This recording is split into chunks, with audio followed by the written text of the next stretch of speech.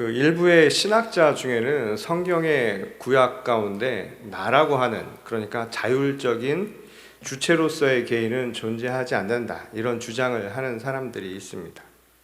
대부분은 민족이나 국가 또는 한 공동체의 소속으로 살아가는 사람들, 말하자면 백성과 같은 이 집단적인 개념으로 간주되기 때문입니다.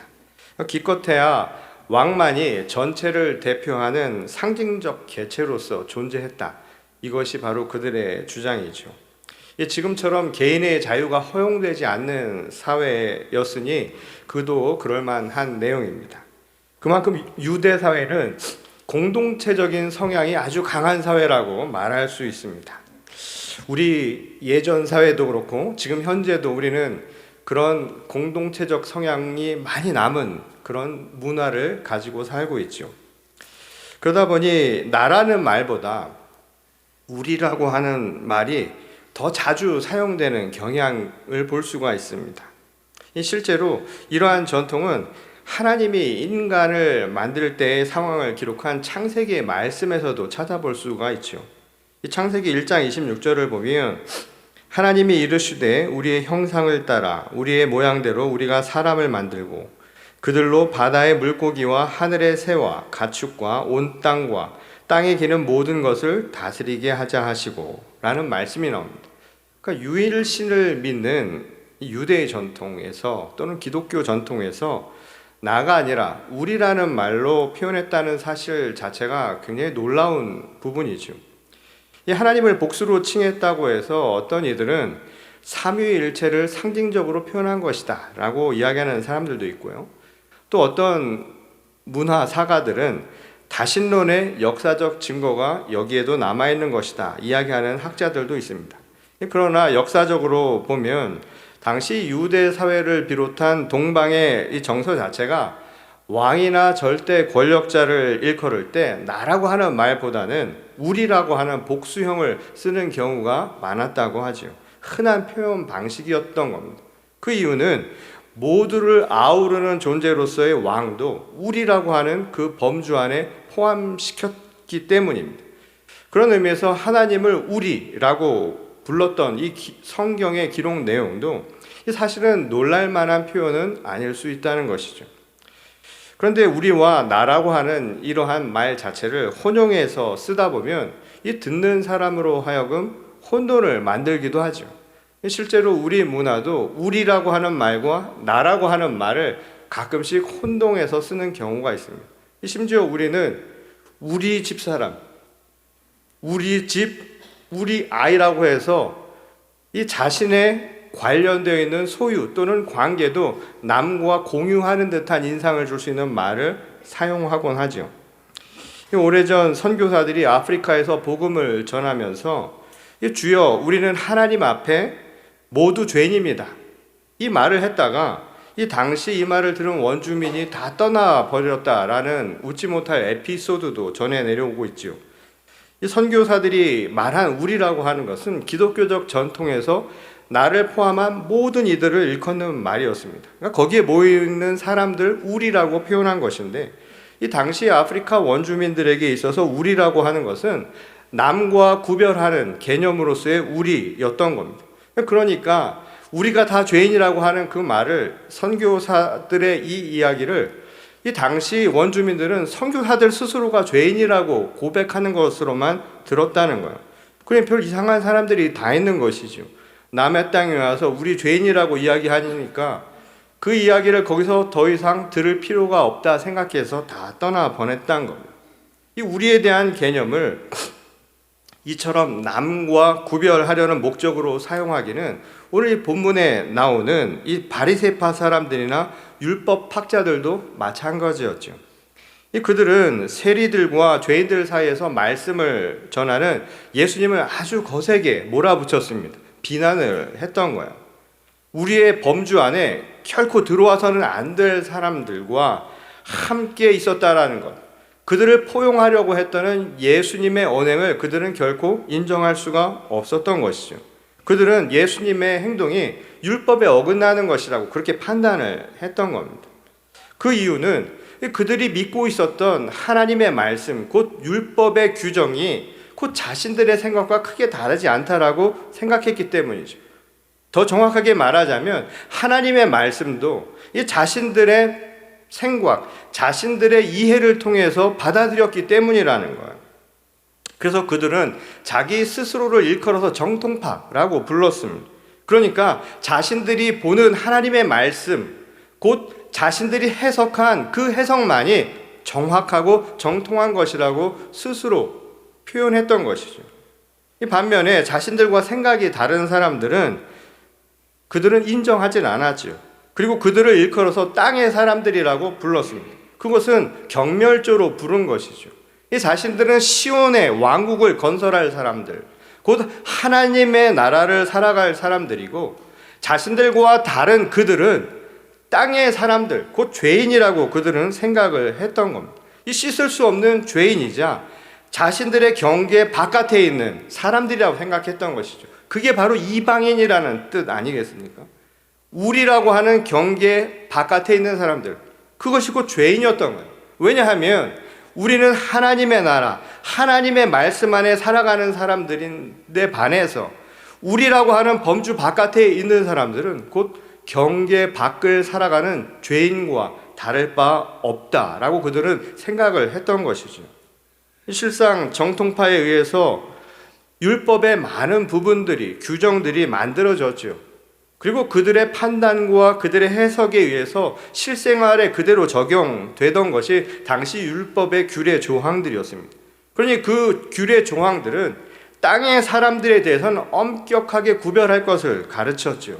그리고 그들은 함께 할 수 없는 죄인이라고 하는 인식이 아주 강했던 겁니다. 가능한 한 경제적 상거래도 그들과 하지 말 것을 권유했지요.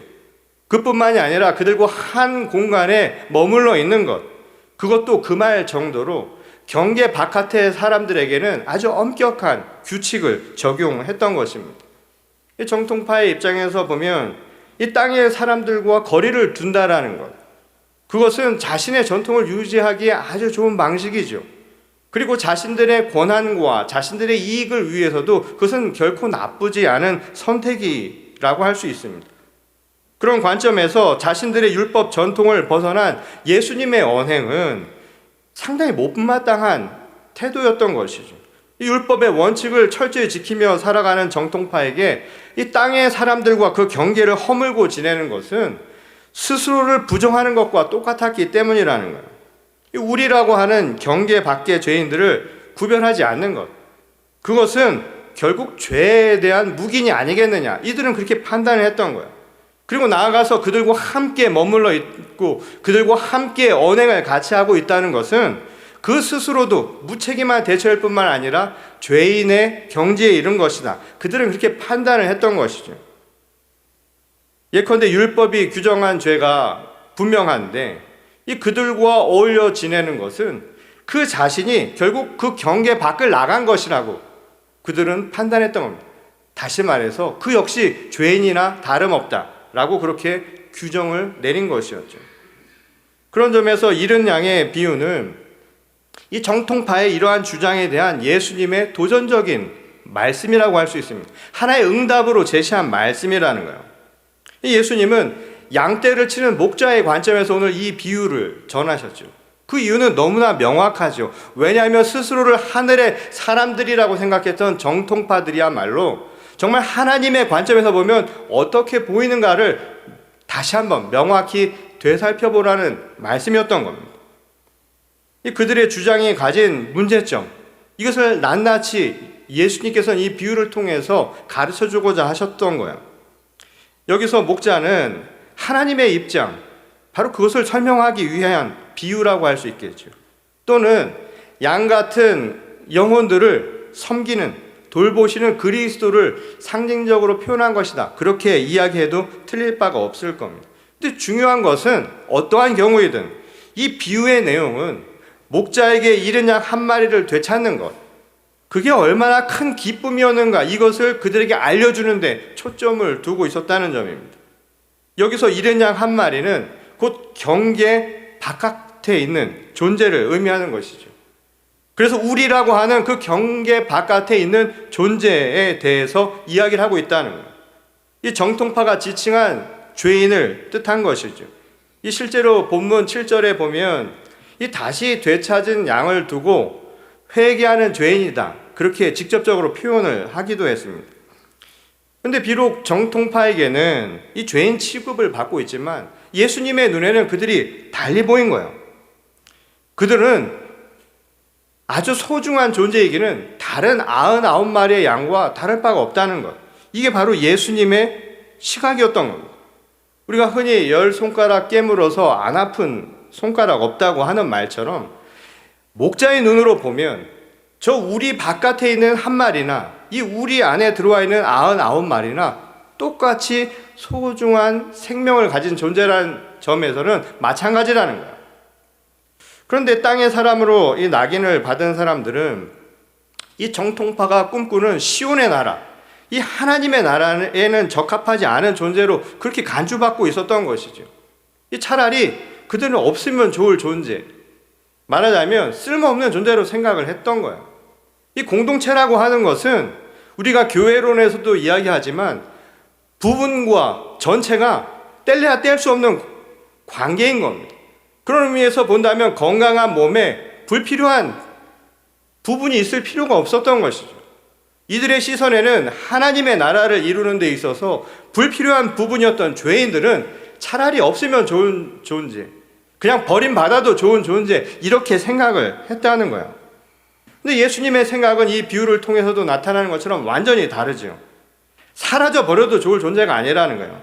단지 그들은 길을 잃어버린 것 뿐이라는 거예요. 그러니까 보는 시각이 완전히 다르죠. 땅의 사람들이라고 불리던 당시 정통파들은 우리라고 하는 경계 바깥에 있어야 할 사람들처럼 생각을 한 거예요. 아니면 그곳에 버려져야 할 죄인이라고 생각을 했지만 예수님은 그것이 아니라 그들은 그곳에 길을 잃어서 나가 있을 뿐이라고 본 거예요.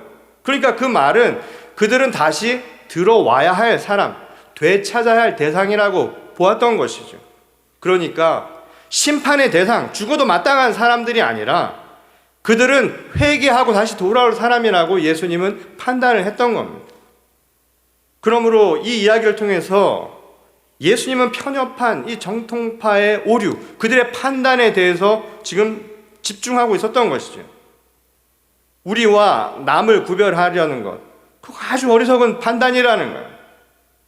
그것은 왜 어리석은 판단이냐면 오늘 시편 기자가 이야기한 것처럼 이 양을 향한 목자의 생각을 무시해버렸기 때문이라는 거예요. 다시 말해서 하나님의 생각과 다른 이야기이기 때문이라는 거예요. 그것은 하나님의 판단을 벗어난 것이라는 말씀이죠. 우리와 남을 구별하는 것은 하나님의 나라에 속한 것이 아니라는 이야기입니다. 하나님의 말씀을 들어서 저들과 우리를 구별하려 했던 그들의 판단은 하나님의 것이 아니라는 거예요. 그렇게 생각하고 있다면 그것이야말로 하나님이 계시지 않는다라고 말하는 것과 다를 바 없다라는 이야기인 것이죠.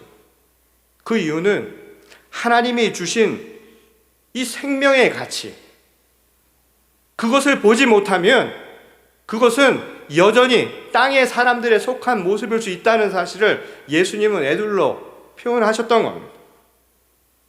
그것은 오늘 우리들의 삶 속에서도 나타나죠. 이 세상의 가치, 그것은 하나님의 가치와 다르다는 거예요. 그러나 율법 학자들과 당시 종교 지도자들은 마치 자신들이 생각하는 것은 하나님의 법칙을 따르는 것 같지만 예수님의 눈에는 결코 그렇지 않았다는 거예요.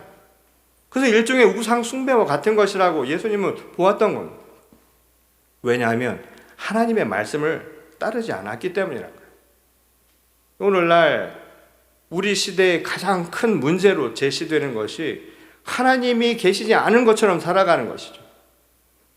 그것은 유대 땅에서도 마찬가지였던 거예요. 하나님이 계시지 않은 것처럼 살기는 똑같았다는 겁니다. 율법이라고 하는 하나님의 가르침이 있었음에도 불구하고 그들의 마음속을 차지하고 있었던 것은 하나님이 마치 없는 것과 똑같은 상태였던 거예요. 흔히 물질의 사회, 우리가 말하는 수의 신화라고 하는 것이 지배하고 있기는 그때나 지금이나 똑같았다는 거예요. 하나님이 주신 한 생명의 가치보다 이 사람들은 은연중에 숫자라고 하는 신화에 기반해서 단정을 해버리는 경향을 보여주고 있다는 겁니다. 예를 들어서 지금 화면에 나오는 저 그림을 한번 보시기 바랍니다. 이 윤리학에서 자주 사용되는, 논리학에서 자주 사용되는 하나의 이론인데요. 이 트롤리 딜레마라고 하는 겁니다. 자, 이 딜레마에는 한 가지 조건이 있습니다. 지금 이 탄광수레가 내려오는데 이 브레이크가 고장이 났습니다. 도저히 멈출 방법이 없어요. 근데 이 탄광수레를 가만히 두면 저기 있는 5명의 사람이 피해를 입게 됩니다. 그것은 어쩔 수 없는 상황입니다. 근데 지금 우리에게 한 가지 딜레마가 발생하는 게, 여러분들에게 지금 저 선로를 바꿀 수 있는, 그런 선택할 수 있는 권한과 능력이 있습니다. 지금 우리에게 묻습니다.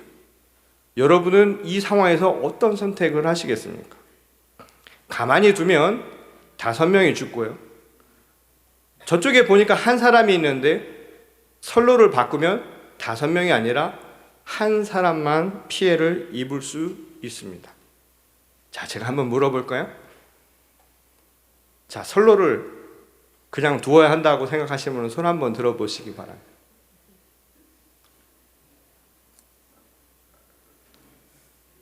자, 그러면 선로를 바꿔야 된다 생각하시는 분은 손 한번 들어보시기 바랍니다.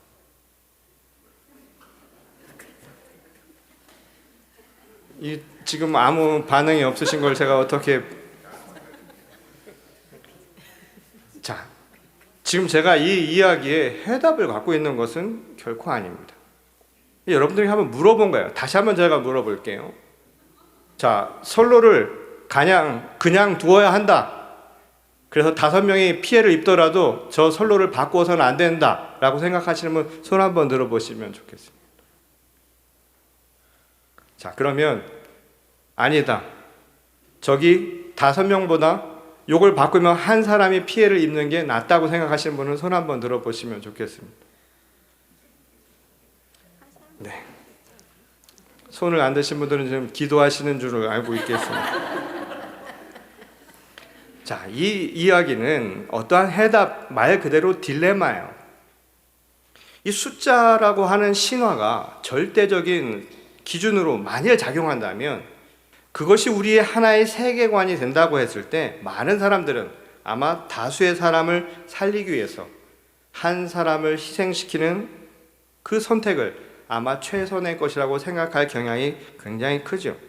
자, 그렇다면 그 생각을 통해서 오늘 본문의 비유 이야기로 다시 한번 돌아가 보겠습니다. 오늘 본문의 이야기는 1대5도 아니고 1대 99에 대한 이야기를 하고 있어요.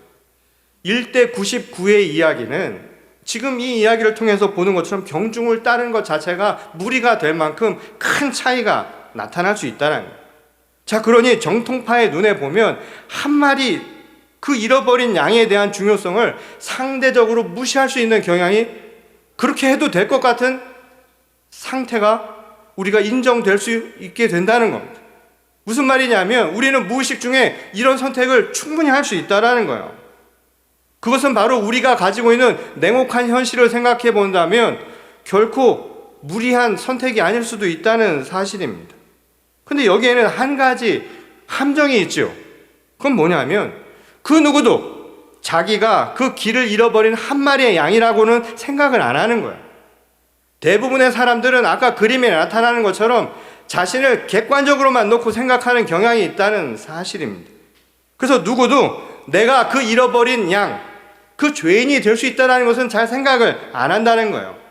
다수를 위해서 희생당하는 그 일인이 나일 수 있거나 또는 내가 사랑하는 그 누가 될 수도 있다는 사실을 사람들은 잘 인정하지 않는 특성을 보인다는 겁니다. 이 대부분이 은연중에 나는 99 중에 하나라고 생각을 하는 거예요. 근거 없는 확신을 갖고 살아간다는 겁니다. 그 말은 뭐냐 하면 나의 일로 생각하지 못한다는 것, 그것은 공감하지 못한다는 거예요. 남의 일로만 생각한다는 것은 내 일처럼 생각하지 못하는 것, 남의 일을 내가 감정이입을 해서 할 수 없는 상태, 공감의 부재를 말하는 것이죠. 물론 트롤리의 이 딜레마를 풀 수 있는 답이 없어요. 그래서 딜레마입니다. 그 입장에 따라서 당연히 달라질 수밖에 없을 것 아니겠습니까? 그런 의미에서 오늘 예수님의 이 비유도 1이나 99에 대한 숫자의 이야기가 아니라는 거예요. 우리는 은연중에 이런 말씀을 볼 때도 1과 99라고 하는 숫자에 집중하는 경향이 있습니다. 그래서 우리도 모르게 숫자의 수치의 신화에 빠져서 살아간다는 거예요. 그게 우리의 세계관이라는 거예요. 그것은 어쩌면 이 이야기를 통해서 비판하고자 했던 유대 율법주의자나 우리나 다를 바 없다는 것을 보여주는 하나의 상징적 표현이라고 할 수 있겠죠. 그 예수님은 숫자를 이야기하는 게 아니라 그 숫자 너머에 있는 생명의 가치를 이야기하고 계셨다는 거예요. 숫자에 가려져 있는 생명의 가치를 찾지 못하면 그 어떤 주장을 해도 소용없는 일이라는 거예요.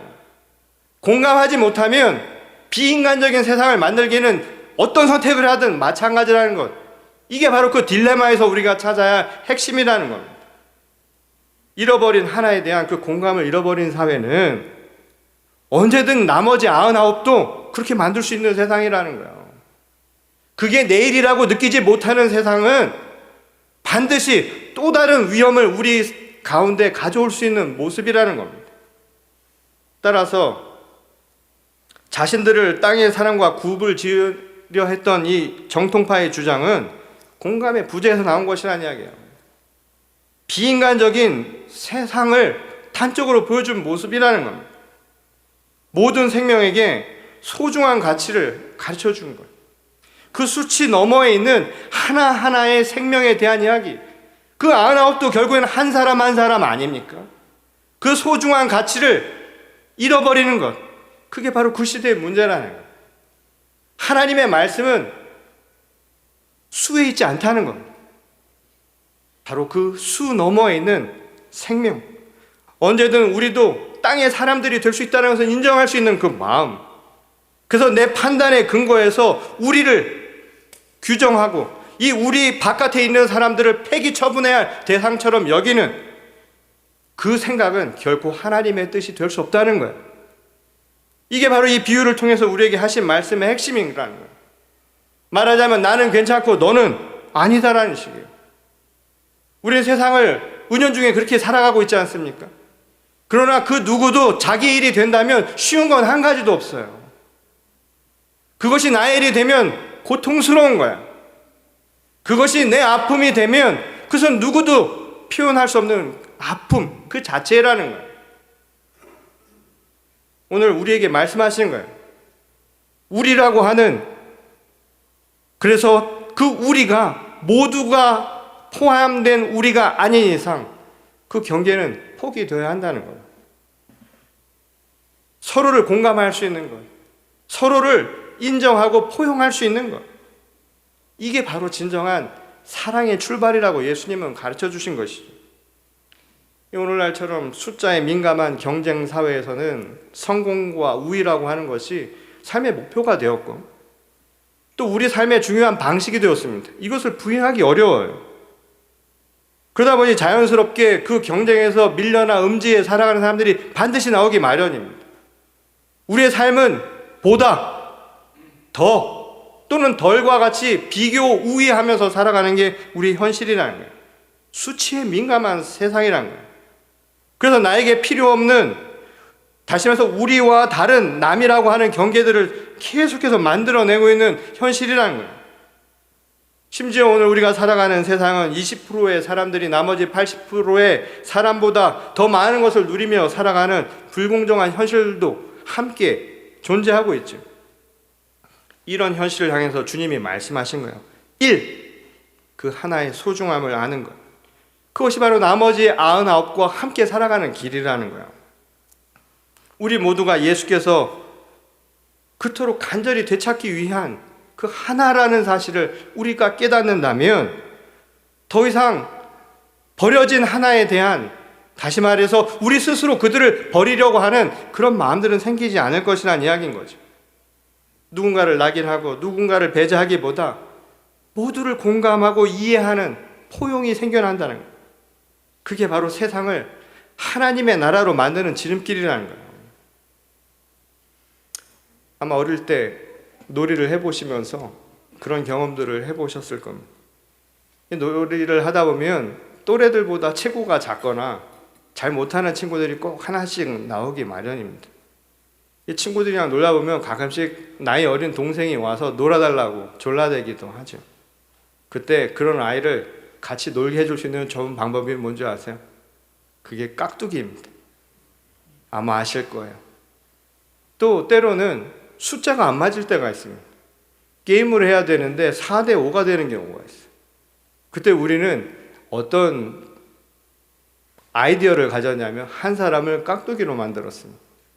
그래서 왔다 갔다 하면서 해도 좋은 친구 하나를 만들어서 우리는 깍두기, 그렇게 게임을 하며 부르곤 했었죠. 누구라도 우리라고 하는 그 안에 놀 수 있도록 만들어 놓은 장치입니다. 소외된 아이가 하나도 생겨나지 않도록 우리가 그렇게 만들어낸 아주 좋은 마음이에요. 저는 오늘 마치 잃어버린 양 한 마리를 향한 예수님의 간절한 마음도 이런 깍두기 정신이 아닐까라는 생각을 해봤습니다. 어쩌면 예수님도 숫자의 신화, 거기에 빠져서 남보다 더 많이, 남보다 더 앞서서 그러기 위해서 누군가를 배제하고 누군가를 우리와는 다른 존재로 만들어버리는 이 현실 속에서 어쩌면 안타까운 눈으로 우리에게 말씀하고 계신 것 아닐까요? 우리가 잃어버렸던 그 깍두기의 정신을 찾아보라. 숫자 너머에 있는 그 사람의 소중한 가치를 다시 한번 되찾아보라고 오늘 예수께서 우리를 부르고 계신 것이 아닐까요?